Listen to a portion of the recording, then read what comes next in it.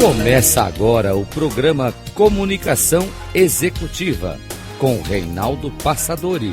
Tudo sobre comunicação e gestão para você.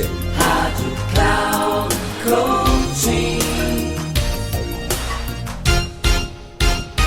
Olá, bem-vindo a mais um programa Comunicação Executiva. Tudo sobre comunicação e gestão para você. Sou Reinaldo Passadori, CEO da Passadori Comunicação, especialista em comunicação. O tema que escolhi para falar com você hoje é um tema bastante recorrente, comum, de maneira direta ou indireta, afeta um pouquinho cada um de nós, em maior ou menor grau, que é justamente o medo de falar em público. Curiosamente, quando comecei esse trabalho, há 39 anos, um dos principais problemas era justamente esse, o medo. As pessoas tinham dificuldades de se posicionar diante de outras pessoas.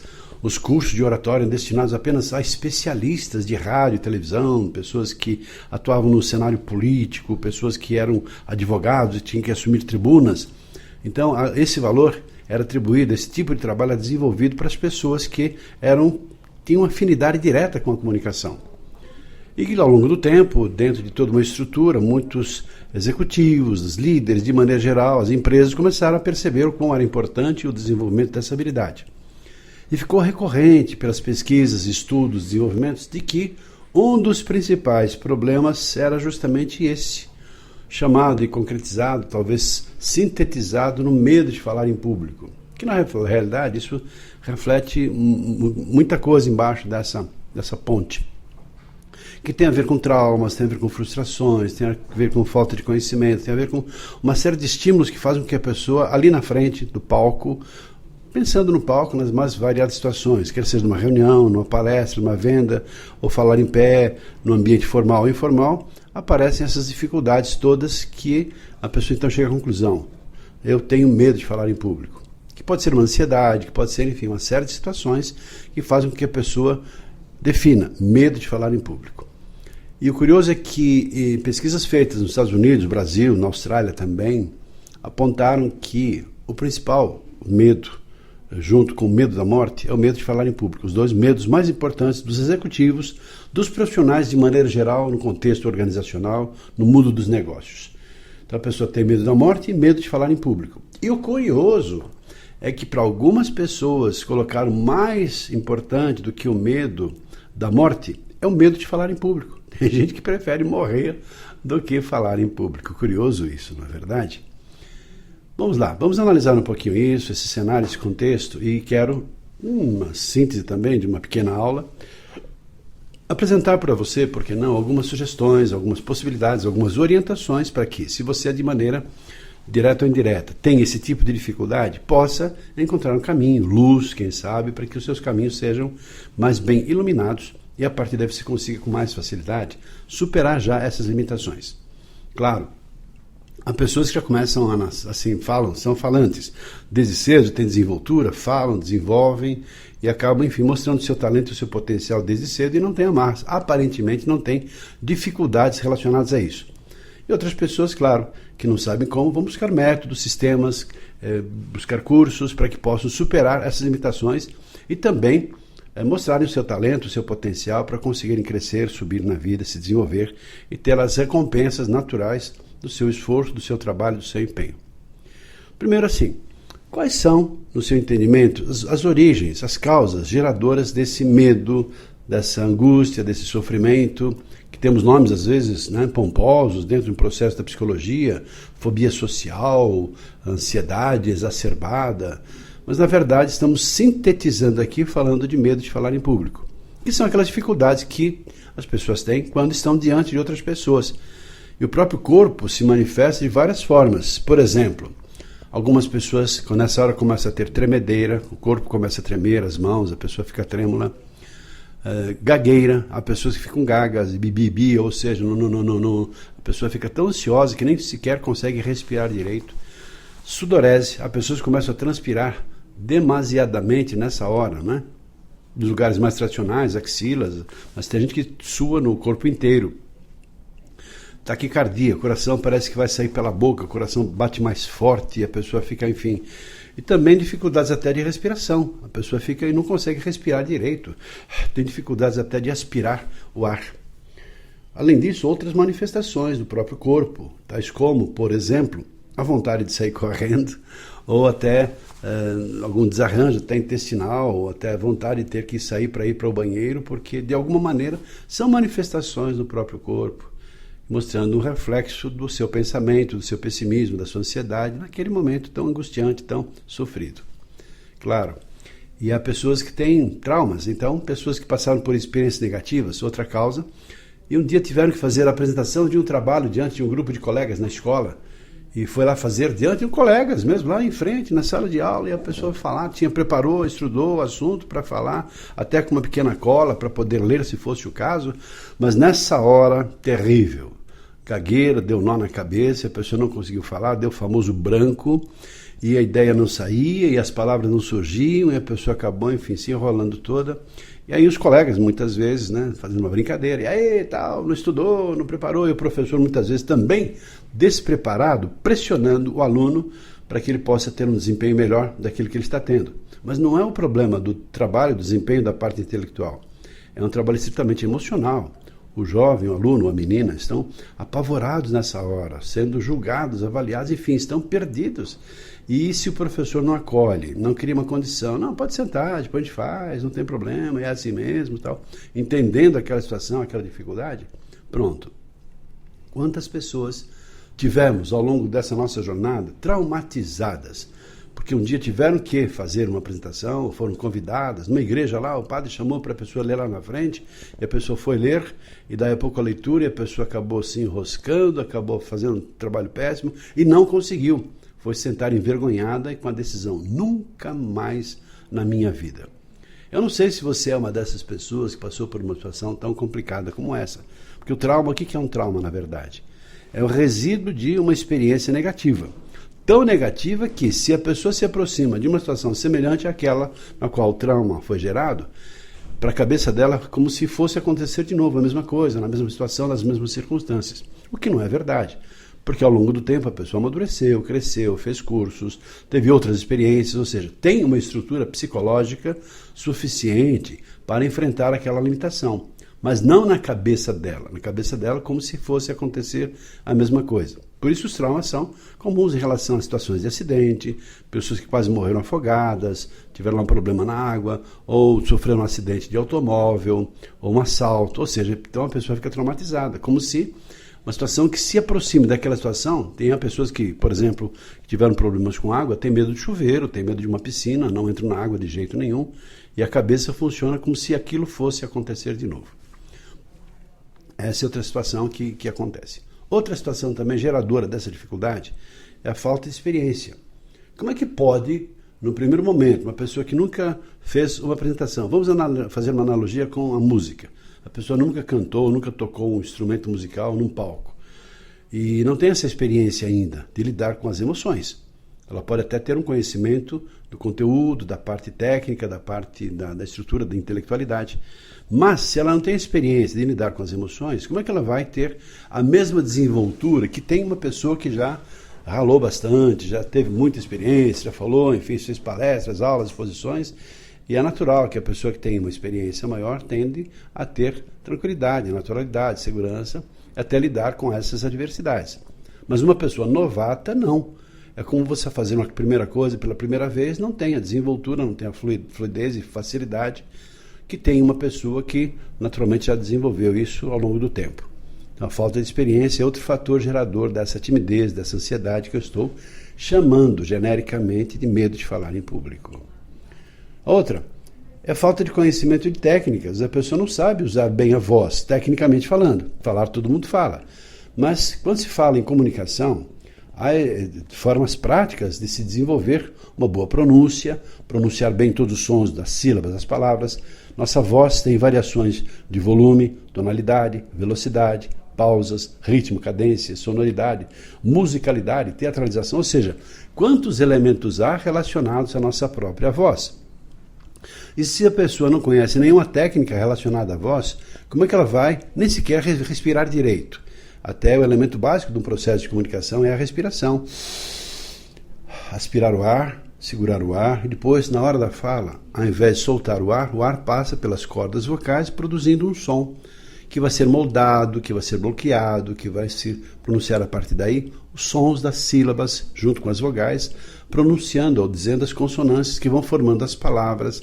E assim, mais do que isso, a maneira como se fala expressa as emoções e uso de pausas, ou seja, quantos elementos técnicos há e a pessoa desconhece. Então ela vai fazer do jeito dela, na informalidade. Tanto que há pessoas que falam muito depressa, você deve conhecer algumas pessoas assim. Há pessoas que falam muito devagar, aquelas pessoas que falam de forma linear. É difícil você aguentar uma pessoa que fala muito tempo ou fala um pouquinho mais de forma linear. Então essas são as limitações que normalmente as pessoas têm. Outra causa é justamente uma educação muito severa, muito castradora, muito limitante. E a pessoa então tem essas crenças limitantes que se refletem na própria vida. Quando pais, por exemplo, falam, você não é capaz, ou mães falam assim, você não vai dar certo, você não nasceu para isso, você é pobre, você não vai conseguir, criando assim, as síndromes, né? Síndromes de impostor, síndromes de impostora, pessoas que não se valorizam e não percebem o seu potencial e a sua capacidade, se veem muito aquém da sua real capacidade e condição. Essas crenças limitantes não são tão traumáticas quanto os traumas, mas elas geram padrões de comportamentos que se refletem na vida adulta. Tanto que há muitos adultos tendo comportamentos tipicamente infantis. Por exemplo, até o medo de falar em público. A pessoa diz assim, eu não sou capaz, eu não acredito. Ou seja, a crença dela foi formatada ao longo da vida. Então ela aprendeu a não acreditar no seu potencial ou acreditar, pior ainda, que não é capaz de fazer esse tipo de situação de trabalho, de simplesmente falar diante de outras pessoas. Essas limitações impedem que a pessoa mostre o seu potencial, impede o seu crescimento, o seu sucesso, o seu desenvolvimento pessoal e até, por que não, profissional. Essas são as situações mais comuns. Além disso tudo, tem uma outra que eu entendo que é uma das principais, que é o excesso da autoestima. A pessoa não se permite a ser percebido nos seus deslizes, nas suas vulnerabilidades, nos seus pequenos deslizes, até porque não nos seus pequenos erros. E todos nós temos limitações. Como é que eu vou, então, desfilar? Vamos lá imaginar assim, uma pessoa desfilando numa passarela, num desfile de moda, claro. Nessa hora ela quer ser apreciada, aplaudida, valorizada, reconhecida por todo mundo. Ou seja, desfilar na passarela e ser aplaudido. Mas como é que eu vou fazer uma situação dessa natureza, ter um brilho, se eu não tenho experiência, se eu não acredito em mim mesmo, se eu entro assim de uma forma submissa? Então, essa é a importância. A pessoa não se permite a falar com naturalidade porque ela imagina que as pessoas vão perceber muitas das limitações que estão na cabeça dela e não na realidade. Por exemplo, há pessoas que têm um pequeno vício de falar né, tá, certo, tipo assim, esses pequenos vícios de linguagem ou de pronúncia. Então ela imagina, nossa, agora vão aparecer os meus nés. Ou a pessoa assim, não, agora eu vou mostrar que eu estou nervoso, e a pessoa então acaba tendo uma postura de submissão, uma postura negativa, imaginando que elas estão sendo avaliadas, depreciadas, de acordo com o seu próprio critério, a sua autocrítica. Então, a autocrítica exacerbada, ela faz com que a pessoa também tenha essas limitações que impeçam que ela se mostre com naturalidade e desenvoltura. E um detalhe interessante em relação a isso é o seguinte, quanto mais a pessoa se preocupa nela, mais fica ansiosa, mais fica nervosa e tensa. Quanto mais ela se preocupa nas outras pessoas e se preocupa com a mensagem, transmitir uma boa informação, em ajudar as pessoas a terem um esclarecimento melhor, uma orientação de acordo com aquilo que planejou, aí fica mais fácil. E se a pessoa fica só assim, olha, meu Deus do céu, vai aparecer os meus erros, as minhas falhas. E um detalhe interessante, de maneira geral, nos nossos treinamentos, temos observado que as pessoas são excessivamente autocríticas. Só veem defeitos, limites, falhas, problemas. E não veem as suas qualidades, as suas forças, as suas fortalezas. Essas são, de maneira geral, as causas que chamamos genericamente geradoras do medo de falar em público. Mas o mais importante agora é, e daí? Como enfrentar esses medos, essas limitações? E tudo começa com um processo de espelho, de autoconhecimento, da pessoa trazer para a consciência as suas qualidades. Como sugestão, se você tem algum tipo de limitação dessa natureza, quero te propor um exercício. Que você faça lá, por exemplo, uma relação de 50 ou mais, se você quiser, características positivas que você tem. 50? Algumas pessoas se assustam quando eu peço isso. Por que não 50? Por exemplo, você tem bondade no seu coração? Eu tenho bondade, mas eu não sou bom o tempo todo. Ninguém falou isso. Se você é uma pessoa boa, uma pessoa que ajuda, uma pessoa que colabora, uma pessoa que faz algum trabalho para outras pessoas, que tem uma bondade, coloque lá na sua relação, bondade. Se você é uma pessoa esforçada, você se acorda cedo, trabalha, se empenha, estuda, se vira na vida, se vira nos 30, vai atrás de seus sonhos, então é uma pessoa esforçada, determinada. Então lá, mais duas. Se você é uma pessoa organizada, se você se organiza, sabe o que faz suas anotações, seus cadernos, as suas pilhas, seus armários são organizados, então coloque lá organizada. Se você é uma pessoa que preza pela pontualidade, coloque lá pontualidade. Se você é uma pessoa criativa, que você tem lá uma desenvoltura e cria ideias novas, desenvolve todo um processo, coloque lá criativa. Então, na medida que você coloca lá uma quantidade de características positivas e você se apropria e traz para a consciência essas qualidades, fica muito mais fácil para você já ter essa segurança, porque são características positivas que você tem. E o detalhe, nem sempre essas características positivas estão na sua consciência. É trazer para a consciência, sim, perceber que você tem essas características e essas características vão te ajudar a ter força, firmeza, segurança para enfrentar essas limitações. Então, esse processo começa com crenças positivas e tudo começa com você trazer para a consciência seus pontos positivos, suas características, para que você possa utilizar essas características no seu dia a dia, na sua vida de maneira geral. E perceber também não, por que não, os seus limites, as suas falhas, aquilo que você não desenvolveu ainda para fazer um esforço para superar. Por exemplo, aprender técnicas de comunicação, técnicas de oratória, saber como usar o corpo na expressão corporal, nos gestos, na fala, no olhar, na expressão facial. E também, por que não, na sua voz, fazendo as variações de volume, dando vida à fala, expressando as emoções, sabendo contar uma boa história, trabalhando aí a leitura para que você possa ter fluidez, fluência verbal, desenvoltura para organizar e expor as suas ideias. Saber como começar, como desenvolver, como terminar uma apresentação. Pode ser de meio de perguntas, de exemplos, pode ser de metáforas, pode ser de uma pequena história que você vai ilustrar para você dar brilho à sua apresentação. São técnicas de comunicação, técnicas de oratória, claro, que vão te ajudar a organizar e a expor os seus pensamentos. Porque não tem como. Com método, com sistema, fica fácil desenvolver e você ter, claro, como consequência, a segurança que você busca. Também, por que não, a importância da prática. Não é prática simplesmente assim, vou fazer apresentações em público e lá que eu vou treinar. Não, é praticar no dia a dia, conversando com pessoas ao telefone, falando aí numa palestra, numa reunião. É nessa hora do dia a dia que você treina, que você desenvolve, que você organiza, expõe as suas ideias, conversando com seus filhos, com seus pares, com as pessoas com as quais você convive, contando uma história, contando uma piada, ou seja, são situações que fazem parte ali do seu dia a dia. E nessa hora que você pratica e que você treina.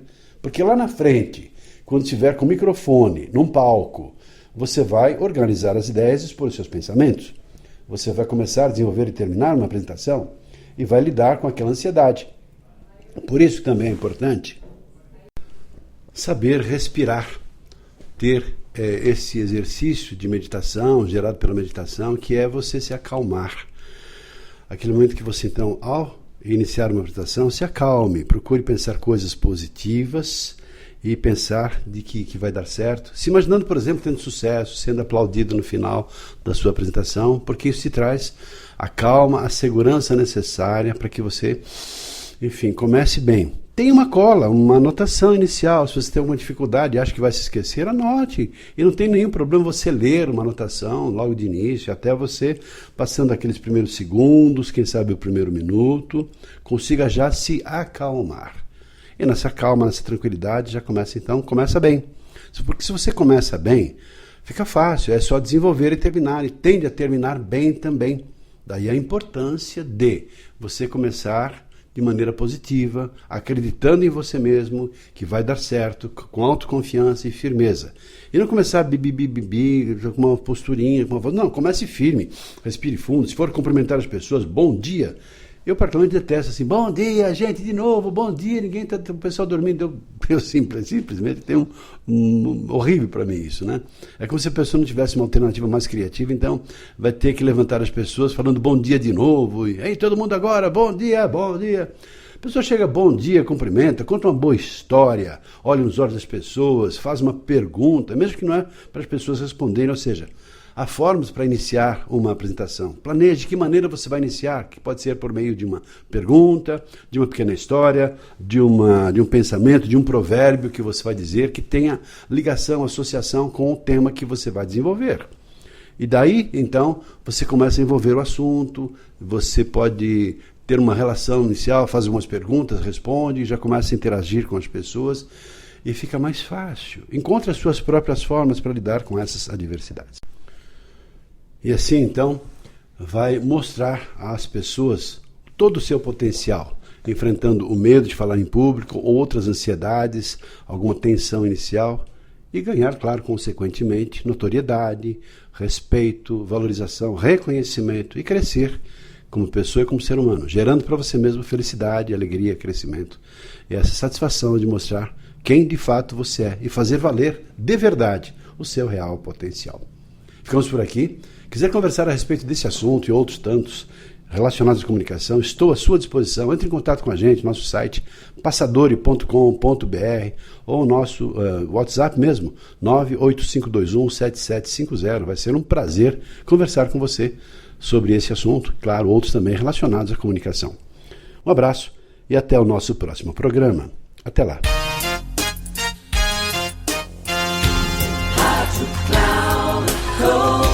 Encerrando por hoje o programa Comunicação Executiva com Reinaldo Passadori. Tudo sobre comunicação e gestão para você. Rádio Cloud Coaching.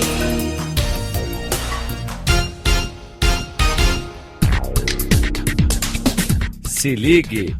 Comunicação Executiva com Reinaldo Passadori.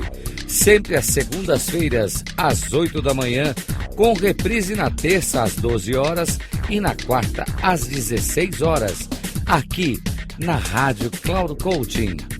Acesse o nosso site radio.cloudcoaching.com.br e baixe nosso aplicativo na Google Store.